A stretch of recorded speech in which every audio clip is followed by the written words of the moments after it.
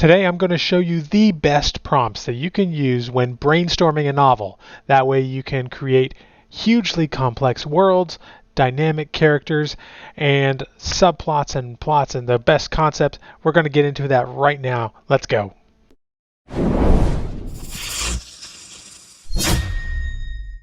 Alright, so today we're going to be using ChatGPT to do a lot of this brainstorming, and also another tool that we're going to be using is this prompt sheet that I've put together. This prompt sheet is currently available for free on my website. That's nerdynovelist.com. I'll have a link in the description below, but you can reference this if you feel the need. So to start out, we're going to be talking about the initial brainstorming prompts. Now, this is the thing that if you don't have an idea of what you want to write yet, you can start with these initial brainstorming prompts just to kind of get that concept going. Now, for me, and probably for a lot of you too, you might be able to skip this step because you already have an idea of what you want to write. But let's just say, for the sake of argument, that you don't. I usually like to start with one of these two prompts. We have give me a number of high concept pitches for best-selling, whatever genre you are, story with a unique twist, intriguing characters, and gripping emotional stakes. So that's a plot-driven prompt. The other one is character-driven. So it says, give me a number of ideas for characters that are part of a best-selling genre story that are well fleshed out, have strengths and weaknesses, and undergo conflict throughout the course of the story. Briefly describe their character arc. So let's go ahead and give both of these a try. We'll start with the prompt one. Now for this, we'll be using GPT 3.5. You can use GPT 4 if you have access to that through ChatGPT Plus. It does do a little bit better, but I have found that for brainstorming specifically, it is not better it's not that much better, honestly. And right now, OpenAI is throttling the output with GPT, so you can only prompt it so many times. And so whenever you don't need to use it, I would recommend not using it. And for brainstorming, a lot of the benefit from brainstorming is just getting your ideas cooking. And so you don't necessarily need everything it gives you to be of the highest quality. You can just take what it gives you, and then that gets you thinking, and that gives you another thought, and then you build on from there. So we're just going to be using ChatGPT 3.5. We might look at GPT-4 just in case, just to compare if I want, I guess, a second AI's opinion on something. But we'll start with GPT 3.5. So let's paste in our plot-based initial brainstorming prompt here. I'm going to replace the number here with 20, and I'm going to replace, because I did fantasy when I was doing this in my first video on how to write a novel with ChatGPT, I'm going to use, let's say Victorian romance story with a unique twist, intriguing characters, and gripping emotional stakes. And let's see what it gives us. A wealthy heiress is forced to marry a notorious criminal to protect her family fortune, but as they spend more time together, she discovers that he's not the heartless villain society has made him out to be. I'm no expert in romance, but that sounds interesting to me. A renowned suffragette falls in love with the son of her family's biggest political opponent. That actually is kind of interesting. There's some good conflict there. And that's part of the prompt here, is that I give it a unique twist and have emotional stakes. So that's a good example of that. Again, I don't know the genre too well. That might be a overly trodden trope right there. Overly trodden trope? What am I saying? Let's read a few more. A young woman disguises herself as a man to become a renowned doctor, but her secret is threatened when she falls in love with a patient who discovers the truth. Okay. A lady in waiting falls in love with a prince from neighboring kingdom, but the relationship is threatened by their country's long-standing feud. Okay, so you get the idea. Let's say we wanted to do a different genre, so let's change this to military science fiction. All right, so this is kind of giving us, again, a decent idea of a couple of things we could try. A group of soldiers must travel through a wormhole to a distant planet to prevent an alien invasion, but they soon discover that the aliens may not be the true enemy. In a future where humanity has colonized the galaxy, a rogue AI threatens to destroy all life. That's funny, coming from ChatGPT. And a team of soldiers must team up with the last surviving alien race to stop it. So it's given us a bunch of ideas. A lot of these will be kind of generic, but the thing is, as you read through them, you might get one idea from one and another idea from another, and then you can paste them together. When I first did this exercise, the prompt that came up that I liked the most, it was a fantasy prompt, was this one here. In a world where the dead are brought back to life as slaves, a young necromancer must choose between saving her undead lover and fighting for the rights of all the enslaved dead. This I really liked as kind of this epic fantasy romance with a little bit of dark humor mixed in there. And so when I was doing that first video about how to write a novel with ChatGPT, this is the one I used for the example, and I liked it so much and I got really good response from it that I have decided to actually take this idea and flesh it out completely and actually write the entire novel. So we're going to be coming back to this. But first, let's go ahead and run some of the other prompts. This other one here for the initial brainstorming prompts. A lot of people, their initial ideas either come from some plot idea, or some character idea, which is why I have these two. There might be other initial plot ideas. You could probably create a prompt similar to this for world building, for example, but we're just going to use this one. So give me, say, 20 ideas for characters that are part of a best-selling. Let's go political thriller story that are well fleshed out, have strengths and weaknesses, and undergo conflict throughout the course of the story. Briefly describe their character arc. And let's hit go. An idealistic senator who discovers corruption in the government must navigate a web of deceit to expose the truth and save democracy. See, there's a good example of a fairly generic option. Another one, a brilliant strategist who works behind the scenes to manipulate the political landscape in favor of their candidate, but begins to question the cost of their actions. That's kind of interesting. An ambitious journalist who uncovers a major scandal, general, but must face personal and professional consequences for their reporting. Yeah, that one's a general one. The disillusioned former politician who left the game after being betrayed, but is drawn back in when their expertise is needed to stop a looming crisis. I kind of like that one. Again, I'm not an expert in some of these genres, so I don't have a sure way of telling if they are overdone or anything like that, or too general. But some of these look pretty good. So a lot of people will start with the character. A lot of people will start with a prompt. Whichever is one for you, you can go ahead and use this method to get those ideas down. So moving back to this prompt here about the undead romance is what I'm calling it for now until I have a better title.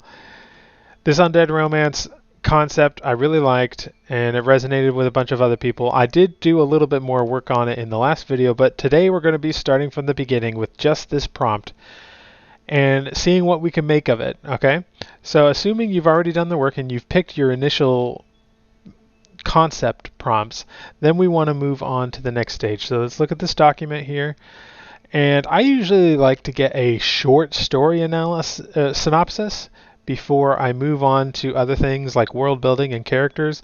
And so we're going to go ahead and copy this prompt here using the following concept. Write a story synopsis for genre book, and then you paste in your concept idea there. So we're going to start a new chat, and for this one I actually am going to be using GPT-4 because I want it to be of a little higher quality.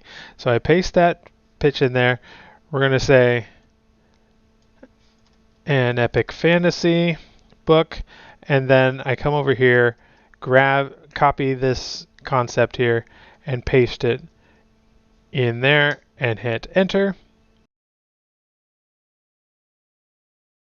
Okay, so we have now a decent synopsis that we're going to look at here. And what's interesting is it actually gave me the main character's name as Lyra, which is the exact same name that it gave me when I did this exercise before. I don't think it's remembering what I said there. Maybe there's a Lyra who is a dark necromancer in some other story and it's pulling from that. I don't know. I will have to check that. But I thought that was interesting. Anyway, this is a decent synopsis. So what I'm going to do is I'm going to come in here and paste that into our document here. And what I'm going to do now, let's label this as concept, and this is synopsis. What I'm going to do now is I'm going to read through the synopsis and change anything that I feel is needed. So I'm going to do that real quick and then come right back.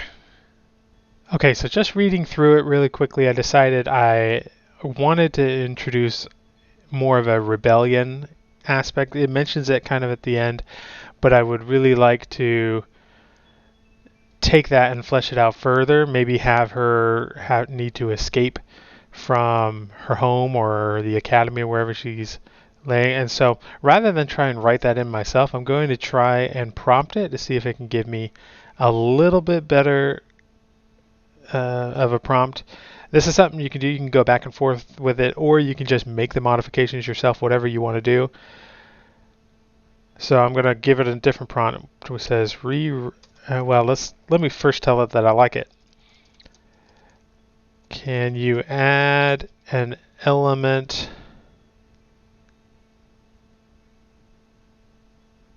where she is initially at a school for necromancy, which is where she develops her initial romance with Amon,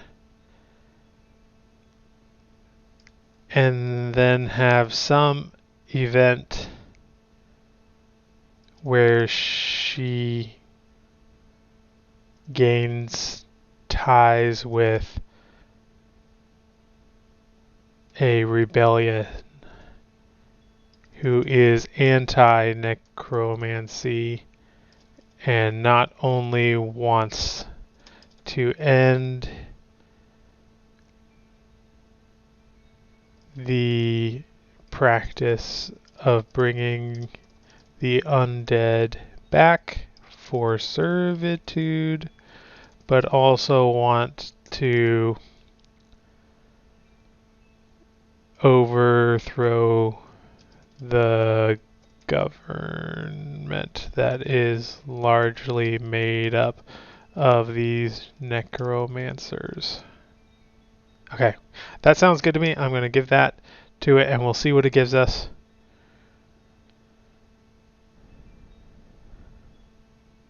And by the way, I'm not hot on this idea of the name of Ebenthorn, so I'm probably going to brainstorm a couple of different names for that, but I'm not going to do that at this stage because that can be easily changed later. Right now I just want to get a decent synopsis. Alright, see here it added a little bit about being a student at the academy.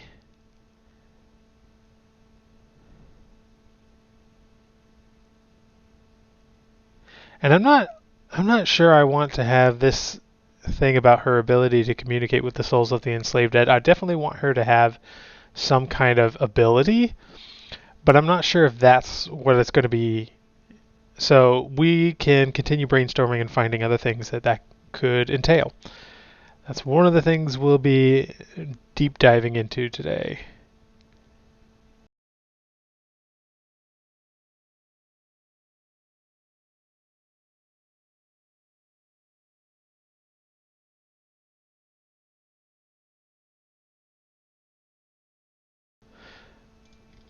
Okay, I've made a couple of edits so far, which you can see here with these bolded sections, but I wanted to take this paragraph back to ChatGPT to try and find some alternate options for what happens to Lyra as the Council of Necromancers discovers who she is and what she has with her power. So I'm going to just copy this into ChatGPT, and before that I'm going to say, with the following paragraph, give me a better, more conflict with the council that potentially threatens the freedom and physical safety of Lyra. Also add a portion where Amon, her undead lover is captured. All right, I like that, so I'm going to include that here with very little editing on my part. And then this last paragraph here, it's very kind of salesy, which we don't need at this point because this is a synopsis, not a book description. And this, another thing that this doesn't have is a conclusion or an ending.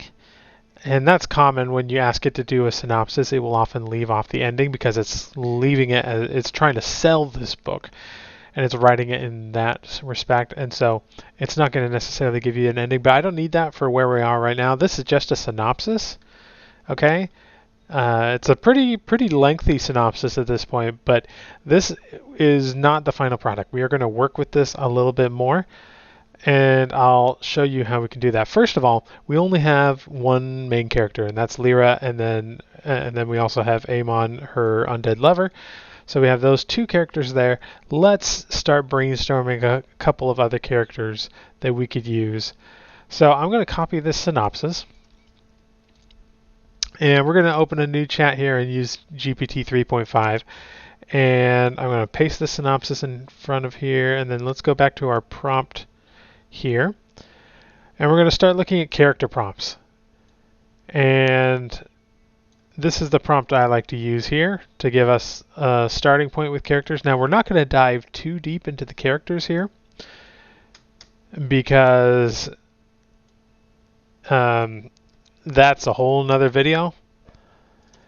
But we are going to just get a list of characters so we have an idea of who our main characters are going to be and what they might be like and what role they could play in the story. For instance, if we have an academy here, we might want something like a side character, you know, your Ron Weasley type. We might want a arch nemesis, so a Draco Malfoy type, which sounds good to me. So the prompt I use is generate a list of character possibilities for a novel about the following. Let's give it a go. Of course, it starts with Lyra, who's the protagonist of the story, and Amon, who's the undead slave. So right now it seems to be just pulling from the synopsis, and it's giving us groups, which is not really what we want. So let's go ahead and correct it and say a lot of those are groups. Come up with original characters that could play a role in the story. Give us a sentence or two about their motivations, fears, and how they could relate to the main characters of Lyra and Amon. All right, this is not a prompt you'll see in my prompt book. This is just something I kind of made up right now. There might be better ways of doing it, but what you will find as you're working with ChatGPT is that there has to be a little bit of this back and forth. Even if you have the best prompts in the world to start out with, it's not always going to give you consistent results, and so you need to flesh it out. And sometimes as you go back and forth with it like this, you will get some of the best outcomes that you could have never gotten with one prompt. So let's go ahead and see what this looks like. All right, we got a couple of good characters here, and these are much better than what I had in the first prompt. And again, this just shows you why it's important to go back and forth with ChatGPT a little bit. So we first have Aaron, a rebellious necromancer student who opposes the practice of enslaving the dead, but fears the consequences of speaking out. Lyra's growing relationship with Amon inspires Aaron to finally take action and join the Revenant Rebellion. I like this. I'm going to go ahead and take it and paste it into characters. This person, I'm just going to add a note here. Actually, I'm going to change something about this because I don't really want her leaving during the relationship with Lyra. I think it would be better if this person is already with the rebellion by the time we first see her. So she initially left the academy before the events of the novel to join the Revenant Rebellion. It is she who initially reaches out to Lyra. So that's just a quick note about that. Let's look at some of these others. Lady Kayla, a powerful necromancer and member of the council who sees Lyra's rare gift as a potential threat to the council's power.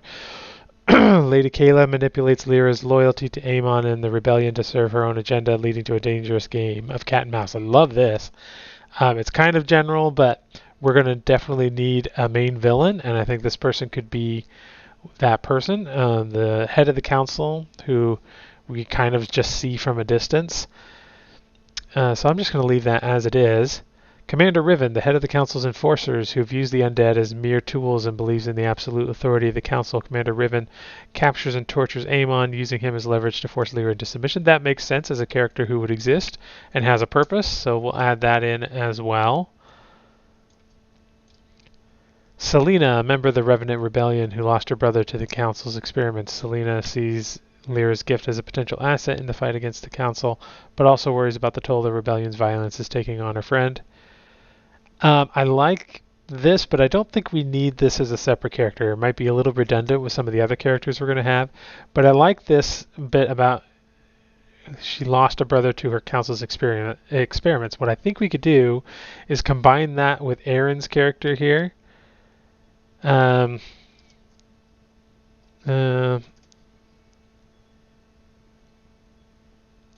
actually going to delete this little bit here. And who lost her brother to the council's experiments. So that gives her a little more motivation. And so that's how you can see how you can just combine a lot of these together.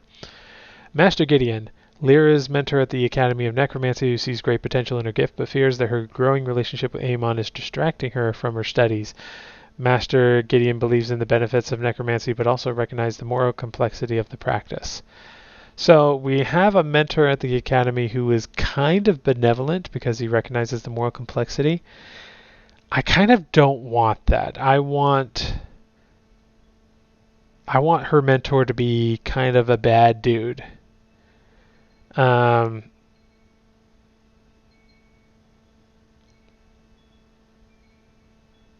So we have another council member here. All right. I saw this character earlier. This is one I definitely like. A former member of the council who left in disgust at their treatment of the undead, Isla becomes a mentor to Lyra as she grapples with the morality of necromancy and helps her navigate the dangerous waters of the rebellion. So, the reason I like this one, I think this person is the perfect leader of the rebellion. So I'm going to add that in here, and eventually becomes the leader of the Revenant Rebellion.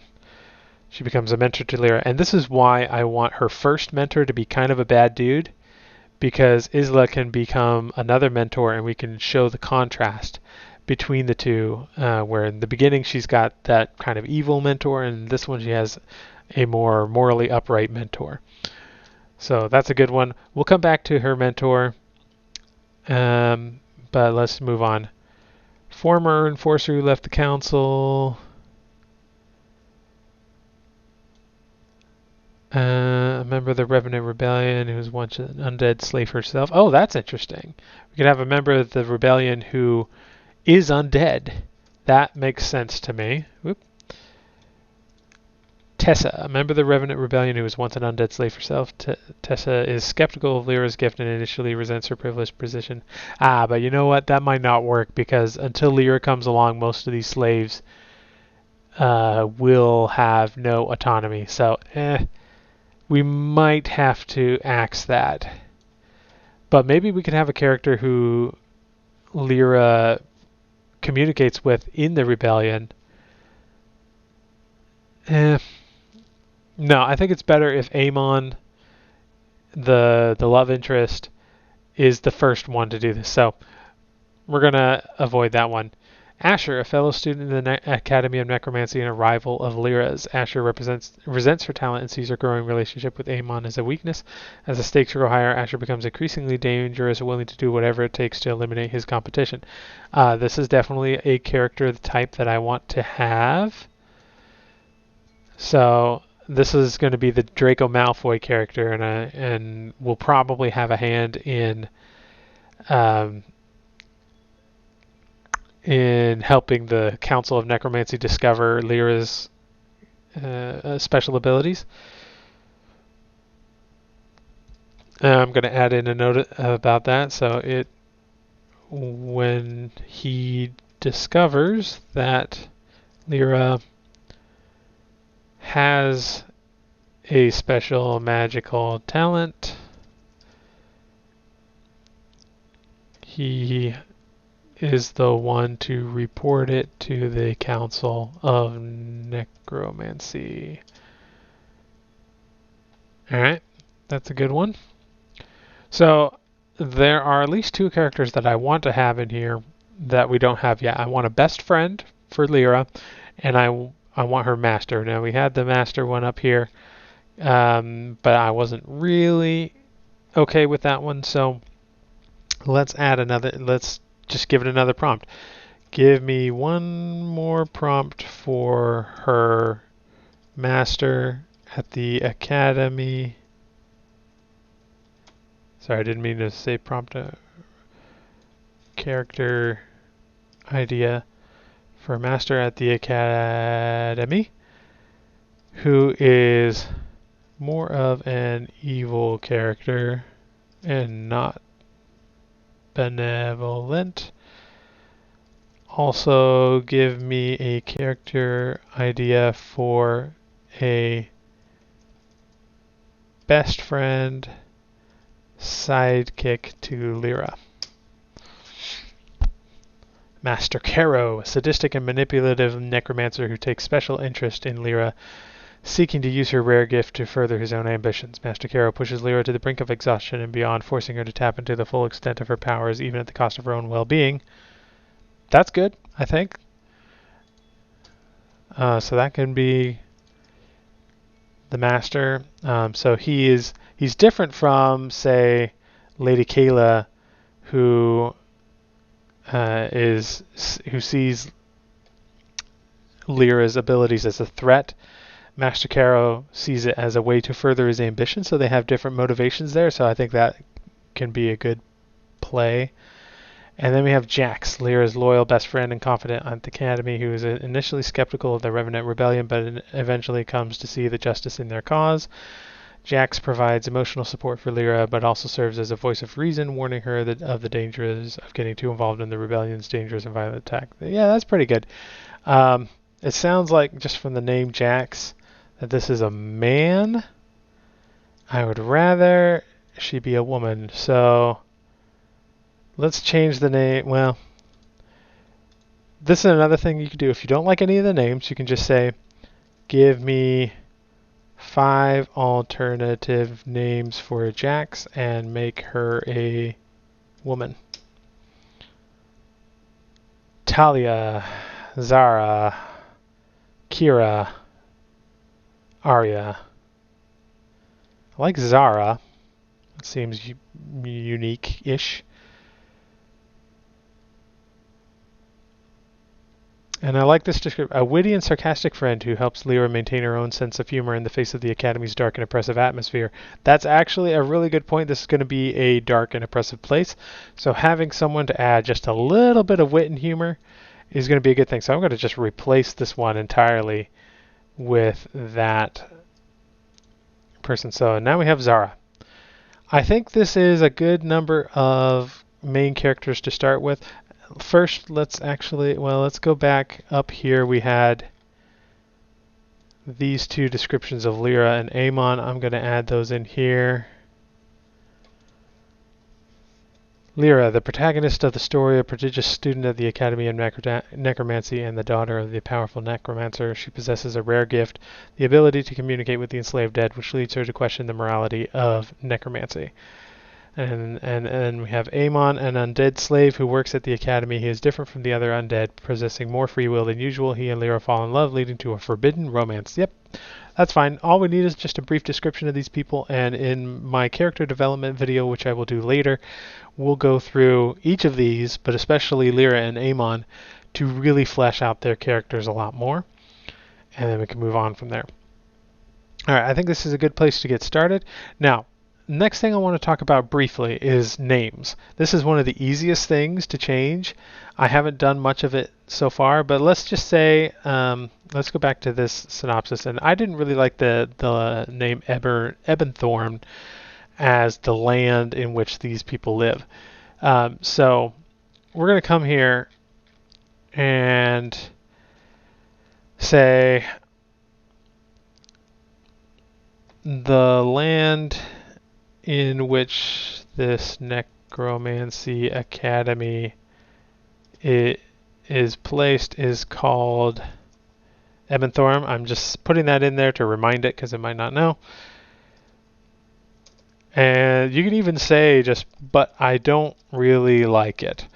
Can you come up with 10 alternative names for this land, keeping in mind that this is a mildly dark fantasy? Because I want to make sure the name feels appropriate, you know, and that's something that ChatGPT is really good at, is giving you the right feeling of a word for whatever genre you're looking for. And so I'm going to put that into there, and it's going to give me 10 alternate. Oh, these are way too... yeah, these are not great. Ravenholm is okay, but these are all too generic. This might be a limitation of GPT 3.5, so I'm going to take the same prompt that I used and take it into this panel here, which was in GPT-4, and give it the exact same prompt and see if it gives us some better ones. Oh, yes. Some of them are still pretty generic, but there's definitely a lot of better options here. Now, I like Nocturnus.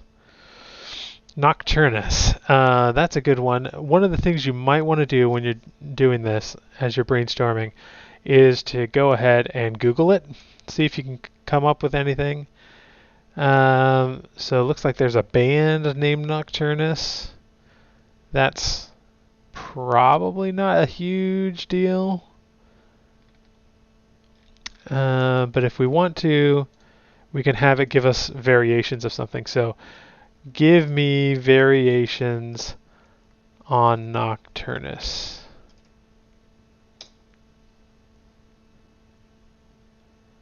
Nocturna, Nocturia, Nocturnisca, Nocturnus with a Y. Nocturnus, Nocturnos. Oh, I like Nocturnos.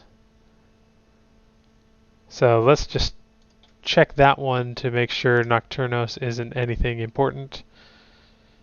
Nope, doesn't appear to be, so I think that's a good one. We can go with that. So I'm just going to come back here and replace Ebenthorn with Nocturnos. Might be a little on the nose as a name for a place full of necromancy, but I'm okay with it. So that's just a quick idea on names, and I will probably go through this list of characters here and change some of the names. Some of them are great. I like Lyra. Amon, I might maybe want to brainstorm some others. Lady Kayla is good. Commander Riven is good. Asher we might want to change. Master Caro I like. Zara I like. So you play around with it until you're happy with it. You can just keep the character archetype but replace the name. That's absolutely doable, but we're not going to do that right now because that's not really necessary. So moving on, we're going to talk about world building next. All right, this is the last major area of brainstorming that we want to do at this point. And there may be a few little things that we zero in on that we want to brainstorm more. But let's go ahead and go back to our prompt sheet here. There are a bunch of different prompts, okay, that we can use for this. And I'm just going to start with the most generic. Generate a list of potential locations for a novel about, and then we insert the synopsis. So I'm going to do that in a new chat with GPT 3.5 here. And so we'll copy that, and then let's go back and get the synopsis. And let's say about the following, and then insert the synopsis. All right, of course, we've got the Academy of Necromancy, the land of Nocturnus, the city of Necropolis, the rebel hideout, the cemetery of souls.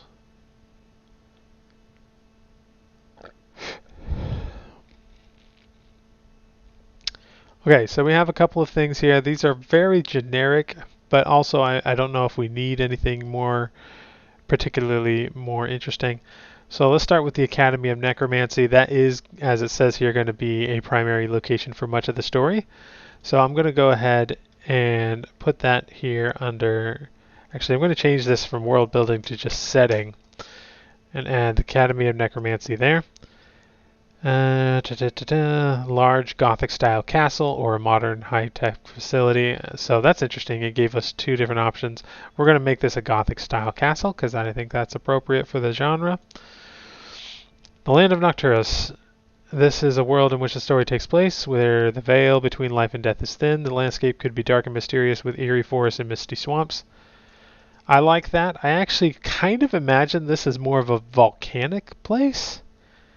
I could maybe change my mind about that, but let's go ahead and copy that into our document. And I am going to be adding that in with a lot of volcanic activity, because I imagine it as kind of this dark place where the soil is literally black and there are a lot of hills that are just full of black sand and things like that. So and in fact, I'll just make a note of that because eventually when I want to expand on this, any notes like that is going to be instrumental in prompting ChatGPT. So a lot of volcanic activity with a lot of dark sand everywhere, covering hilltops and valleys.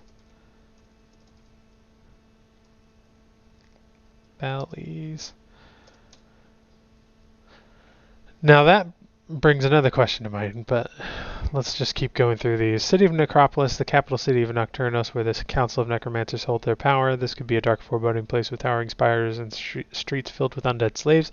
I like that. The only thing I don't like about it is the name, because it's too generic, but as I said, we can always change those names later, so I will go ahead and put that there for now. The Rebel Hideout, a secret location where the Revenant Rebellion plans their attacks on the necromancers. It could be an underground bunker, a hidden cave, or a network of abandoned buildings. I'm going to put this here. The way I'm imagining it right now is that it's kind of going with the hidden cave option. So I'm going to add that here. It is a hidden cave among a dangerous volcanic crevice.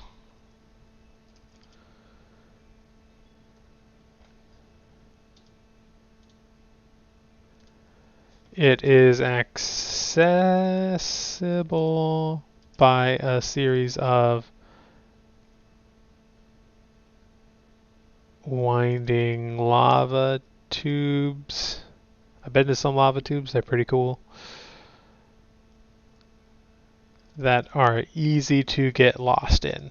Alright, that's a good location right there.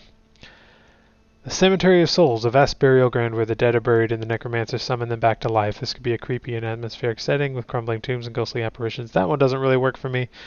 The Tower of the Undead, the place where the most powerful undead slaves are kept and where Amon is imprisoned. The Temple of Death, a sacred location where the necromancers perform their most powerful rituals.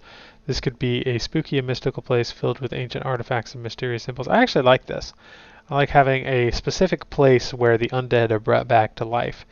And it would make sense, especially if these undead are important to the economy of the place, that they would deify it a little bit and make it more of a temple. So I'm going to keep that one. The Forbidden Forest, a place where the undead roam free and where Lyra discovers her gift for communicating with them. This could be a dangerous and enchanted place filled with eerie creatures and magical anomalies. That's interesting, but I don't think we really need it for this story. The Council Chambers, the location where the Council of Necromancers meet to discuss their policies and plans. This could be an opulent hall with grand statues and dark tapestries. Yeah, can add that. The Palace of the Necromancer King, a grand fortress where the most powerful necromancers in Nocturnus resides. Yeah, that's a little redundant. We don't need that. All right. So that's setting. I might add a few more as I go on, but I think that's good for now. Let's go back to our sheet and take a look at some of the other things that we can brainstorm. So create a list of potential weather conditions for this novel. So I'm going to put that in here. Now I've already kind of had it in my mind that there's going to be some volcanic activity happening here. So I'm going to add that into this prompt. For the above synopsis,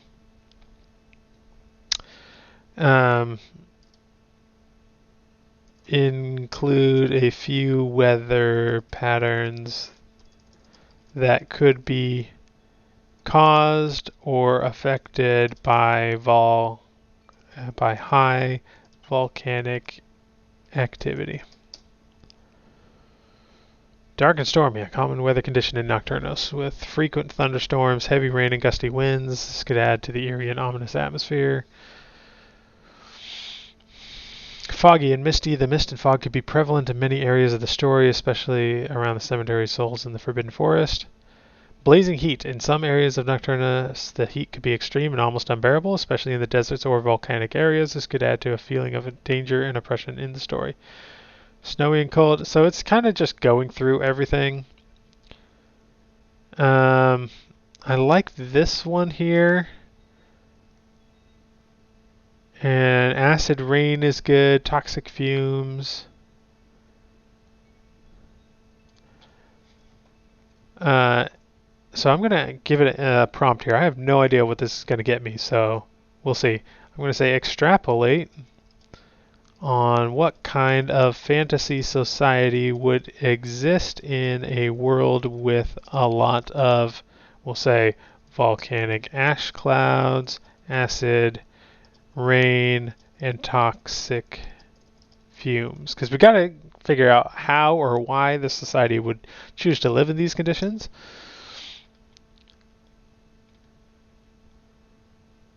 All right. A fantasy society that exists in a world with a lot of volcanic ash clouds, acid rain, and toxic fumes would likely be very different from a typical fantasy society. Such a world would be inhospitable and dangerous, making survival a constant struggle. As a result, the society would likely be focused on finding ways to adapt to and mitigate the effects of these environmental hazards. One possibility is that the society would be largely underground. Okay. They would need advanced technology. So this is assuming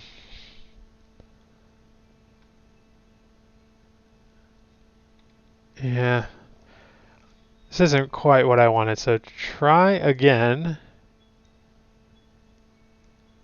and give me some ideas on how their bodies could adapt to the volcanic conditions and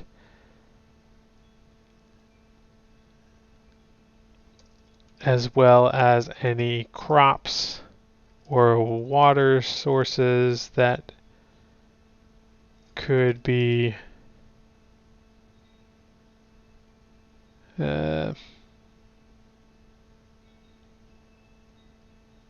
extrapolated from these conditions. I like this, so I'm going to go ahead and copy this into a section about weather. And I will probably go through and modify this a little bit. But I'm not going to do that right now because I'm just giving you an idea of what we want to do with this brainstorming session. But I like the idea of going volcanic and having the people have some kind of modified plants or what have you. So let's go back to our document.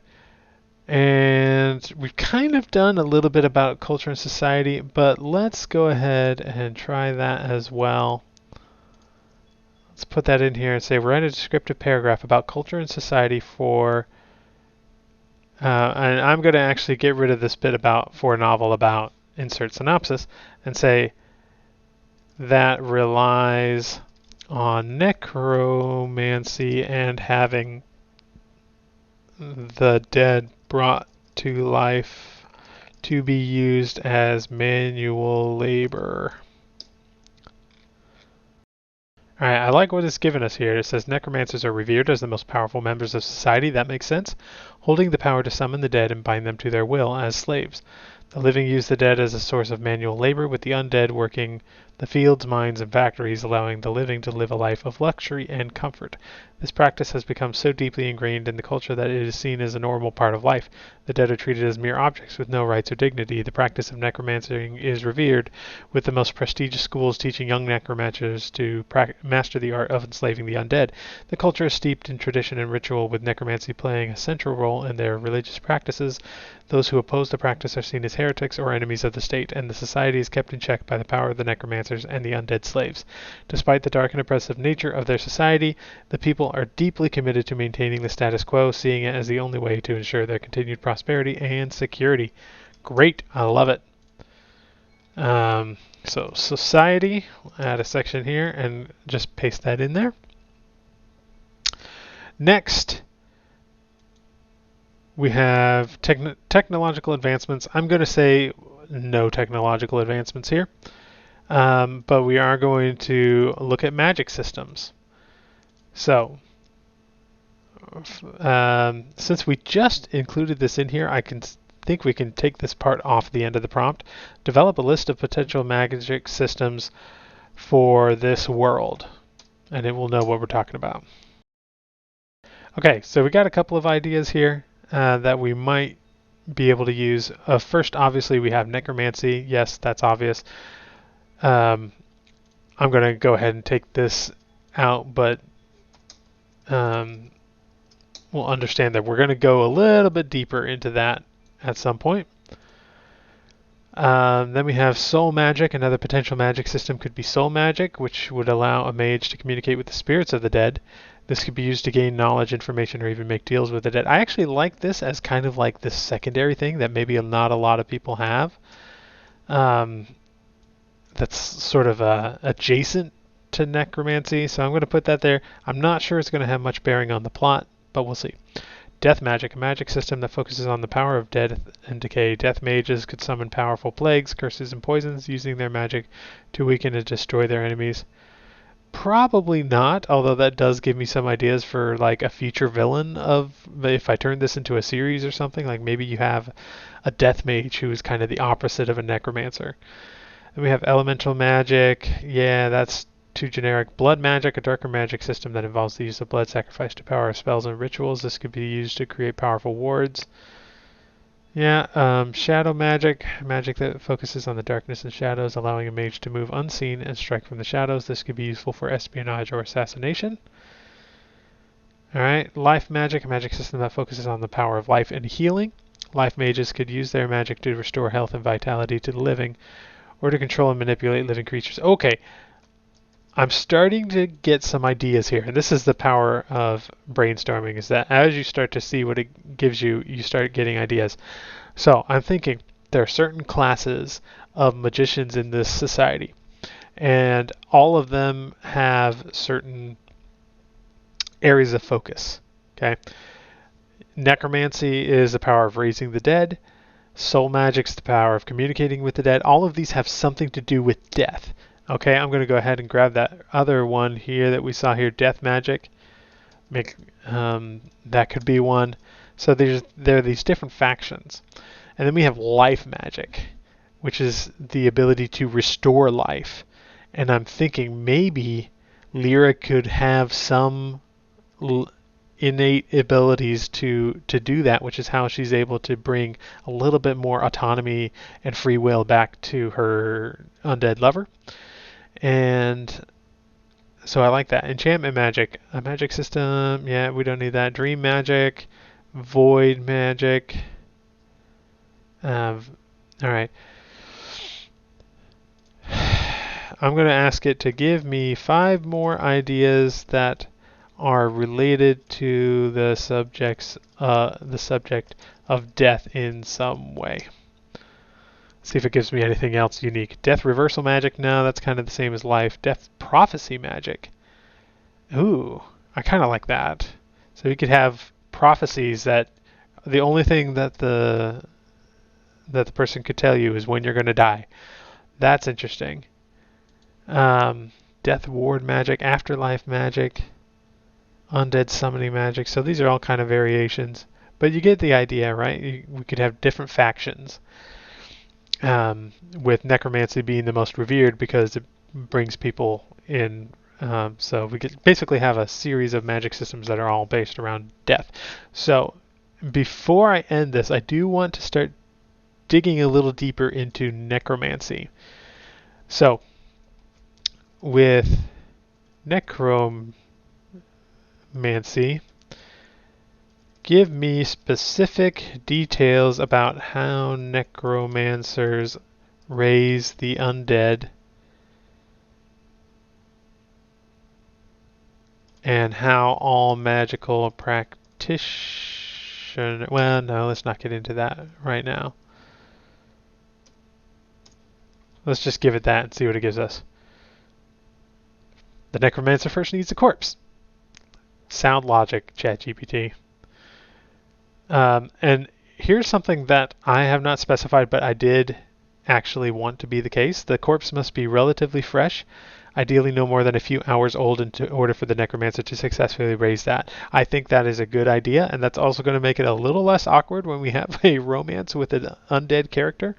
They need to be just barely recently dead. So once they have a suitable corpse, this will begin the process for preparing it for the raising. So I'm going to copy that paragraph for sure.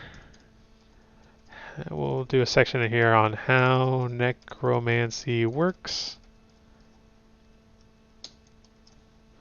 Put that in there. The first step in preparing the corpse is to drain it of all blood. This is done by making a small incision in the neck or wrist and allowing the blood to flow out into a container. Okay. That's a lot like what they actually do in morgues and stuff. The necromancer will then pour a mixture of magical herbs and fluids into the body to prepare it and to prevent decay.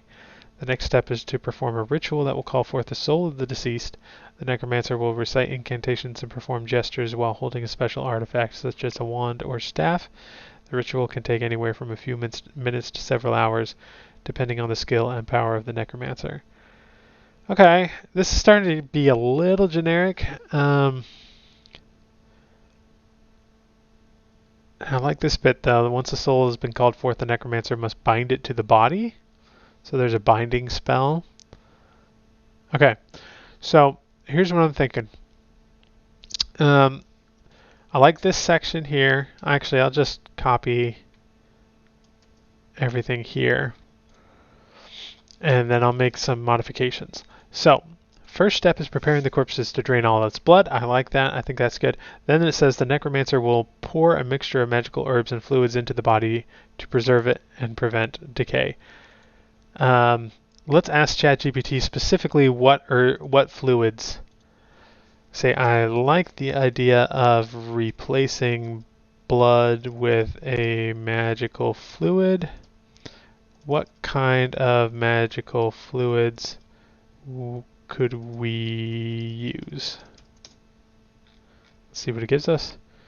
Arcane fluid, ectoplasm, embalming fluid, elemental fluids, divine fluids, necrotic fluid, magical residue, ectoplasm, arcane.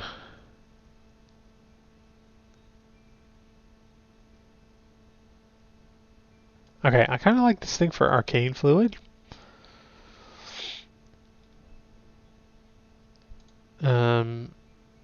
So, okay, the necromancer will then pour a mixture of, we'll just say arcane, see note below, fluid into the body to preserve and prevent decay. And then here's the note. Just trying to keep it as organized as possible. The next step is to perform the ritual. So we have some kind of fluid that they replace the blood with, all right? And then they have to call forth the soul of the deceased, reciting the incantations and performing gestures while holding a special artifact such as a wand or a staff. That, I'm not really too excited about that. So let's give it another one. So I'm going to give it a little bit of a more specific, or I'm just going to ask for more specifics and say, give me more specifics about how the necromancer binds the soul to the undead person. And it should give us a little bit of info here. It's still giving us kind of some generic things. They'll recite a binding spell or incantation. The spell is used to establish a connection between the soul and the undead body, allowing the necromancer to control the creature's actions. To make the binding more secure, the necromancer will often use a magical artifact such as a wand or staff. I guess we probably need some kind of magical artifact to make that a permanent thing, so it's not just like hovering their hands on over them or something.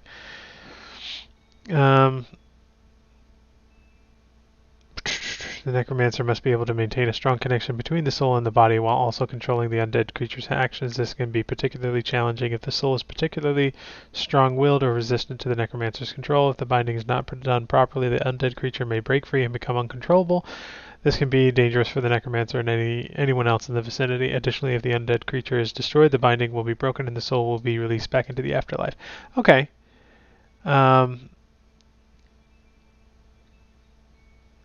I think this is okay. I'm just gonna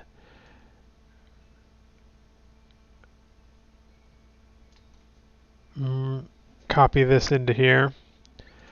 I do think that I want a little bit more specifics about just the minutia of how this magic works, but I've already gone a little long, so you get the idea of what I'm trying to do here and how this works and how you would just, find little things where you can dig deeper and deeper and deeper.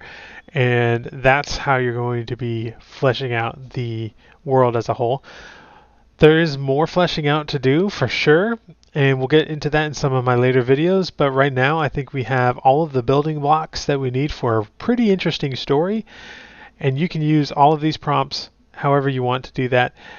By the way, if you want that prompt book again, the link is in the description. You can find it right on the homepage of my website, nerdynovelist.com.